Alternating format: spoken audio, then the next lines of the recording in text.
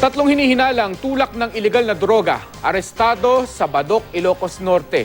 Sa Banggit Abra naman, isang lalaki, sugatan matapos umanong tagain ng sariling apo. Yan at iba pang balita sa Luzon, hatid ni Jet Arceliana. Hinalughog ng pulisya ang bahay ng isang tulak umano ng droga sa Balayan, Batangas. Nakuha sa bahay ng sospek na si Oliver de la Cruz ang ilang pakete ng hinihinalang shabu at mga drug paraphernalia. Tumangging magbigay ng pahayag ang sospek na sasampahan ng reklamong paglabag sa Comprehensive Dangerous Drugs Act.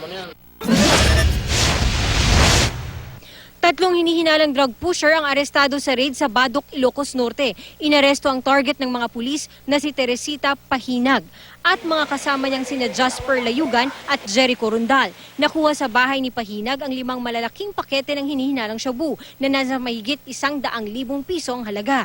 6 na pakete naman ng shabu ang nakuha kina Layugan at Rundal. Itinanggi ng mga inaresto na nagtutulak sila ng droga. Ayon sa Ilocos Norte Police, kasama si Pahinag sa listahan nila ng top 10 most wanted.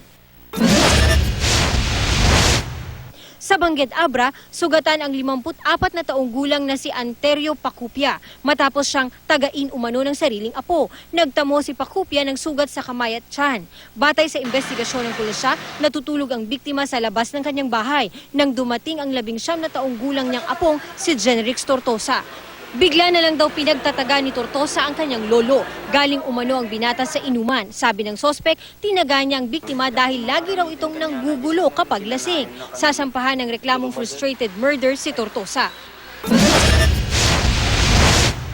Sumalpok ang isang 10-wheeler delivery van sa isang concrete barrier sa Maharlika Highway sa Atimonan, Quezon. Nasugatan ng driver at ang dalawa niyang pahinante. Nawalan daw ng preno ang driver.